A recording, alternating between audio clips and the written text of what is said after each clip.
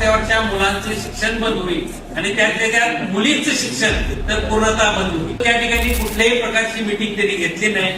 खऱ्या अर्थानं म्हणजे शुद्ध फसवणूक आमची केली. चांगल्या प्रकारच्या सुविधा देता येईल. मग म्हणलं आतापर्यंत तुम्ही झोपला होता. 520 कोटीचा निधी दिला, इतका निधी दिला, काही निधी आला का नाही तेही आम्हाला माहिती नाही. तर 50% जास्त शिक्षकांच्या जागा रिक्त आहेत. मग आमचं म्हणणं असं आहे की 50% जास्त जे शिक्षकांच्या जागा रिक्त आहेत यांच्या पगाराचं जे बजेट तुम्ही मंजूर करता हे जातं कुठं.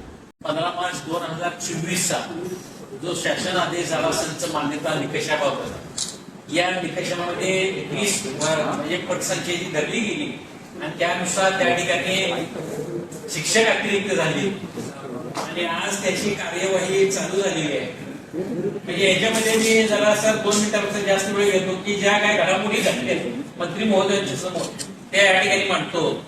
या अनुषंगानं त्या ठिकाणी आम्ही सगळे शिक्षक आमदार आणि पदवीधर आमदार दादा भुसे यांच्यासोबत मीटिंग घेतली. त्यावेळी सचिव आयुक्त हेही देखील हजर होते आणि त्यावेळी मंत्री महोदयांनी सांगितलं होतं की कोर्ट मॅटर झालेला आहे. बरोबर आहे का प्रसाद पाटील? आणि कोर्ट मॅटरचा निर्णय होऊ दे आणि त्यानंतर मग आपण याबाबत मीटिंग घेऊया आणि हे जे निकष आहेत हे निकष त्या ठिकाणी बदलण्याची भूमिका आपण घेऊ. शाळा वाचल्या पाहिजेत या पद्धतीचे निकष आपण तयार करू. परंतु त्या ठिकाणी कुठल्याही प्रकारची मीटिंग त्यांनी घेतली नाही. खऱ्या अर्थानं म्हणजे शुद्ध फसवणूक आमची केली आणि त्यांनी आदेशच काढला आणि त्याप्रमाणे माहिती आता गोळा केलेली आहे. आता माहिती गोळा केली आहे त्याप्रमाणे त्या शिक्षकांचं ते समायोजन करते. शिक्षकांच्या याच्यामध्ये कुठलं नुकसान होणार नाही. त्यांची भूमिका काय, आम्ही कुठल्याही शिक्षकाला नोकरीतून घालवणार नाही. आमची भूमिका अशी आहे की शिक्षक जाणार नाही, तो अतिरिक्त शिक्षक त्याचं समायोजन होईल. परंतु वाड्या वस्त्यावरच्या मुलांचं शिक्षण बंद होईल आणि त्यातल्या त्यात मुलींचं शिक्षण तर पूर्णतः बंद होईल.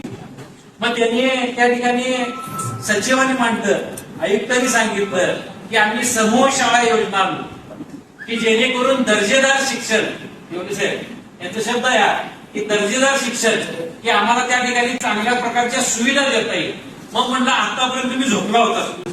आतापर्यंत ज्या मोठ्या शाळा होत्या, आज आमच्याकडे जळगाव-नगरामध्ये एवढी मोठी महानगरपालिकेची शाळा, किती शासनाच्या सुविधा तिथे दिल्या?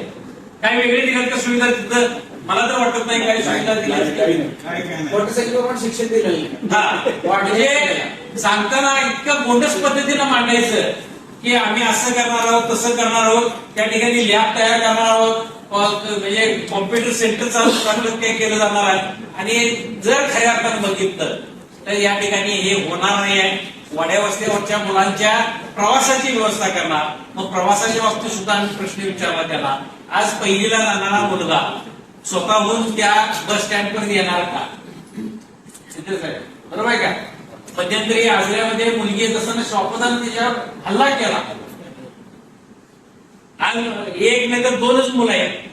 मग त्या पालकाने सकाळी त्याला सोडायला यायचं, परत संध्याकाळी न्यायला यायचं. हे तांत्रिकदृष्ट्या शक्य होणार आहे का? आज तो त्याच्या भावनावरून गावातल्या शाळेत जात असतो आणि कायदा तुमचा सांगतोय, आरटीए कायदा काय सांगतोय? मोफत आणि सक्तीचं शिक्षण. बरोबर आहे?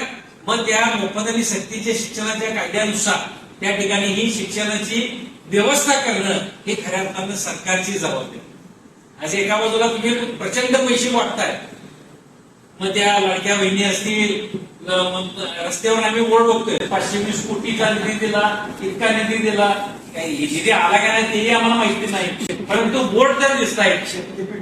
शक्तीपीठ महामार्ग केले जाते त्या ठिकाणी. म्हणजे ह्या सगळ्या बाबी ज्या आहेत याच्यासाठी हजारो कोटी तुम्ही खर्च करताय. परंतु शिक्षणावरचा खर्च जो होता तो 3% होत होता पूर्वी, तो आला 2.5%वर आणि आता 2.25%वरती.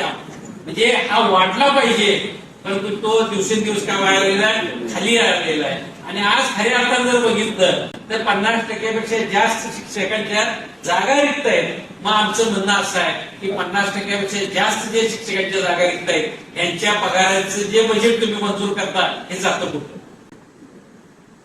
म्हणजे या शिक्षण प्रणालीमध्ये खऱ्या अर्थानं तुम्हाला बहुजन समाजाच्या पोरांचं शिक्षणच बंद करायचं आहे. हीच शासनाची भूमिका यातून दिसून येते आहे आणि ह्या बाबीला खऱ्या अर्थाने विरोध करायचा. शिक्षकासाठी हा लढा नाही आहे. त्याला बहुजन समाजातले जे संस्था चालक आहेत त्यांना पहिला सरळ केलं पाहिजे. हे आत्ता जी शिक्षण येतात बंद करायचं चाललंय, हा बहुजन समाजच जबाबदार आहे. माझं भाषण झालं तर बहुजन सूचना समाज. मला तुम्ही काय पाठवणार नाही. तर त्या ठिकाणी जर बघितलं तर खऱ्या अर्थानं या सगळ्या बाबी करायसाठी याच्यामध्ये शिक्षकांनी सामील झालंच पाहिजे. परंतु त्याचबरोबर समाज याच्यामध्ये ज्यावेळी उतरेल पालक म्हणून त्यावेळी खऱ्या अर्थानं या लढ्याला चांगल्या प्रकारचे यश येणार आहे. त्यामुळं शिक्षकांच्या माध्यमातून म्हणजे शिक्षकांची भूमिका राहील मला वाटते की पालकांचं प्रबोधन करणं हे जर काम शिक्षकांनी चांगल्या पद्धतीनं जर केलं तर मला वाटतं चांगल्या पद्धतीनं समाज याच्यामध्ये उतरेल आणि समाज ज्यावेळी उतरेल त्यावेळी मोठा उतरेल या निमित्तानं होईल. त्यामुळं या ठिकाणी आम्ही शिक्षकांना सगळे आव्हान करणारच आहोत की तुम्ही पालकांच्यावर पोहोचा.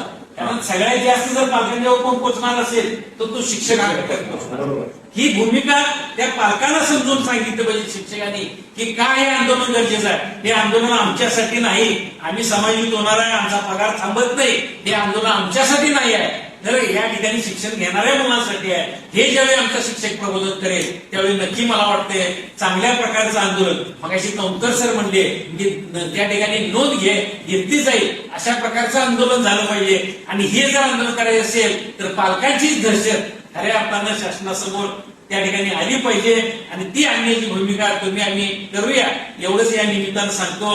अधिवेशनामध्ये हा प्रश्न आम्ही घेतलेलाच आहे, त्या ठिकाणी तो प्रश्न आम्ही नक्कीच मांडणार आहोत. तर त्या ठिकाणी सुद्धा जी सभागृहातली लढाई आहे त्यात आम्ही कुठेही कमी पडणार नाही ही ग्वाही या निमित्तानं देतो आणि या ठिकाणी थांबतो. धन्यवाद.